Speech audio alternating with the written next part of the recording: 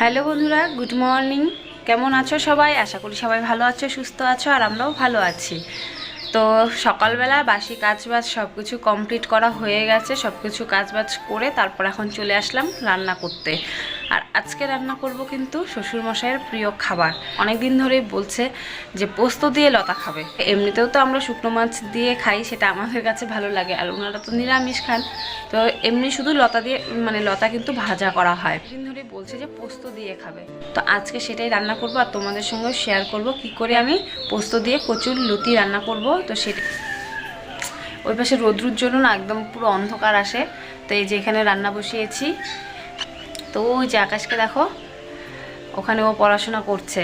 আজকে ও টিউশন নেই, ওখানে পড়তে বসেছে। বাইরে প্রচণ্ড গরমের জন্য বাইরেই বসেছে। তো এদিকে কিন্তু রান্না বসিয়ে দিয়েছি।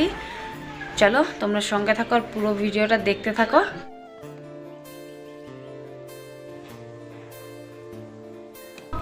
তো এদিকে কিন্তু আমার ভাত করা হয়ে গেছে। তারপর এই যে কচু লতাগুলো ভালো করে ধুয়ে তারপর কেটে নিয়েছি।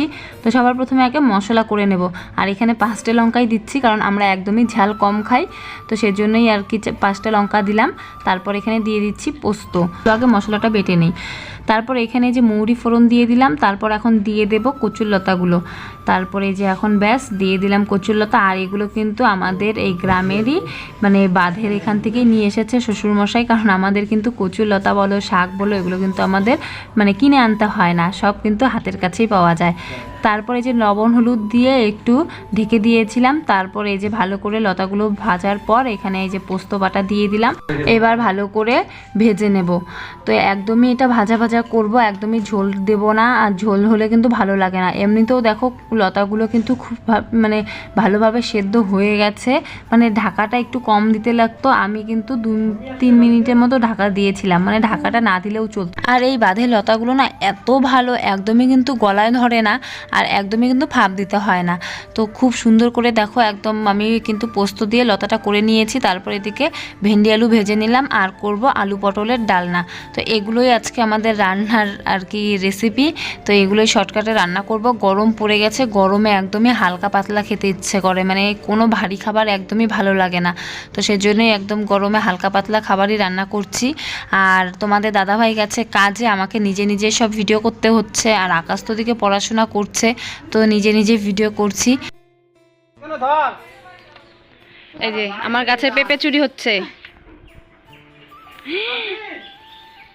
পড়বি আকাশ, গাছে ভর দিস না, গাছ ভেঙে দেবে। হ্যাঁ পারছে, হ্যাঁ দেখি যে ধুয়ে নিয়ে একবার ধুয়ে নিয়ে আয়। এই যে আমি গাছের থেকে এখন লঙ্কা চিরতে এসেছি। এই যে আমাদের গাছে লঙ্কা হয়েছে, দেখি। এই যে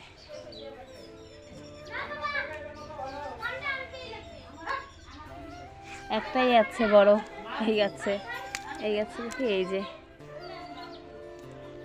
আরো আছে লঙ্কা, এই যে আরো হয়েছে।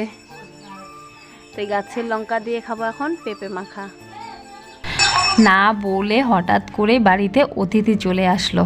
এই যে ননদ চলে এসেছে, আর এসে এই যে গাছ থেকে পেঁপে পারলো, পেঁপে মাখা হবে। আগের থেকে ফোন করা নেই, বলা নেই, হঠাৎ করে চলে আসলো। আগে কি হতো বলো তো, যখন ফোন ছিল না তখন কিন্তু এরকমই হঠাৎ করে আত্মীয় স্বজন চলে আসলে না খুব ভালো লাগতো। তো সেই জিনিসটা আজকে আমাদের সঙ্গে হলো, দারুণ সারপ্রাইজ দিয়ে দিল। আর সকালে তো তোমাদের দাদাভাই বাড়িতে ছিল না, বাড়িতে কোনো কিছু ছিল না। তো গাছ থেকে পেঁপে পেরে যে এখন পেঁপে মাখা করে।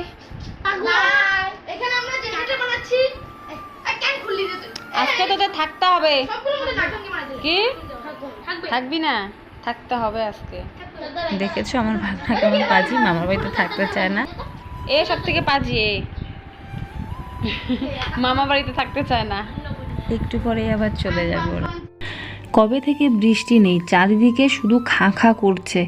এত রৌদ্র, এত গরম দিয়েছে, এক ফোঁটা কিন্তু বৃষ্টি নেই। কবে থেকে বৃষ্টি হচ্ছে না বলো তো? এত রৌদ্র কিন্তু দেখবে ভালো লাগে না একটানা। যখন দেখবে যে রৌদ্র তো রৌদ্রই, যখন বৃষ্টি হবে তখন কিন্তু একটানা বৃষ্টি দিতেই থাকে। এটাই প্রকৃতির নিয়ম, তাই না? এই জিনিসগুলো তো আর আমাদের হাতে নেই। এভাবেই জল দিয়ে দিয়ে গাছগুলো বাঁচিয়ে রাখা যাবে। কিন্তু এত রৌদ্র না, সত্যি থাকা যাচ্ছে না। গাছপালাগুলো যেন শুকিয়ে মরে যাচ্ছে। আর আমাদের মটরটাও না নষ্ট হয়ে গেছে, জানো তো, কবে থেকে মটরটা নষ্ট হয়ে আছে, তো মটরটা ঠিক করা হচ্ছে না। আর এই জল টেনে টেনে আমি প্রত্যেকটা দিন বিকেলবেলায় গাছগুলোতে জল দিই। নতুন গোলাপ গাছ লাগিয়েছি এখানে, এই যে এদিকে একটা হলুদ, এই যে হলুদ ফুল হয় এটাতেও, এগুলো সব নতুন লাগানো হয়েছে এবার।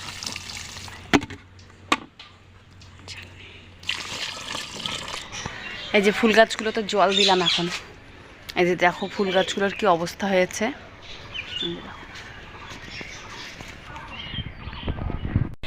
কি মনে হচ্ছে না সাজুগুজু করে কোথাও চলে এসেছি? হ্যাঁ, আমরা বার্থডে বাড়িতে চলে এসেছি। আর ওই যে দেখো পুচিকে, ওই যে ওর মার কোলে এখন ঘুমোচ্ছে। তো এদিকে এই যে আমরা সবাই মিলে এখানে গল্প করছিলাম। এই যে দেখো এদিকে ওরা বলছে আমাদের একটু ভালো করে দেখাও, তো ভালো করে ওদের একটু দেখিয়ে দিলাম।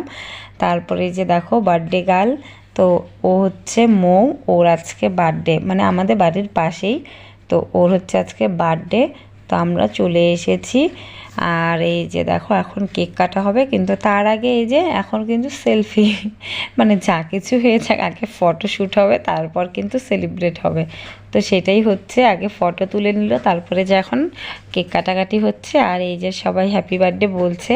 সাউন্ডটা আমি আর দিলাম না, কারণ ওদিকটাতে টিভি চলছে, খেলা দেখছে ওরা, আইপিএল যেহেতু এখন শুরু হয়েছে, তো ওদিকটায় ওরা খেলা দেখছিল বলে আমি আর অরিজিনাল সাউন্ড আর দিলাম না, কারণ কপিরাইট দিয়ে দেবে। তো এই যে দেখো এখন কেক কাটাকাটি কিন্তু শেষ হয়ে গেছে। তারপরে এই যে দেখো বাচ্চাদের মানে কেকের প্রতি এত ওদের, মানে বাচ্চা বলবো না, আমারও কিন্তু ভীষণ ভালো লাগে, তাও আবার চকলেটি কেক। তা আমার তো জিভের জল আগেই চলে আসছিল যে আমাদের কখন দিবে কেক। আমার কিন্তু ভীষণই ভালো লাগে সত্যি, চকলেট কেক বলো, চকলেটের যে কোনো জিনিসই আমার কিন্তু খুব ভালো লাগে। তো তারপরে যে সবাই খাইয়ে দিচ্ছে, সবাই দারুণ মজা করছে, দারুণ আনন্দ লাগছে। তারপরে যে আমরাও খাওয়া দাওয়া করে বাড়িতে চলে যাব। আর এদিকে এই যে দেখো, আচ্ছা তোমরাই বলো তো, এত গরমে কি মেকআপ করতে ইচ্ছে করে? একদমই কিন্তু না, আমার তো একদমই ইচ্ছে করে না। তাই আমি একদম সিম্পলভাবেই এসেছি, এত পরিমাণে গরম দিয়েছে কি আর সাজবো বলো। আমার তো মনে হচ্ছিল না যে আমি এখানে আসবো, মানে রেডি হওয়ার জন্য। আমার খুব আলসেমি জানো এই রেডি হয়ে আসা। তো আজকের ভিডিওটা এই পর্যন্তই। তোমরা ভালো থাকবে, সুস্থ থাকবে, দেখা হবে নতুন আরেকটি ভিডিওর সঙ্গে।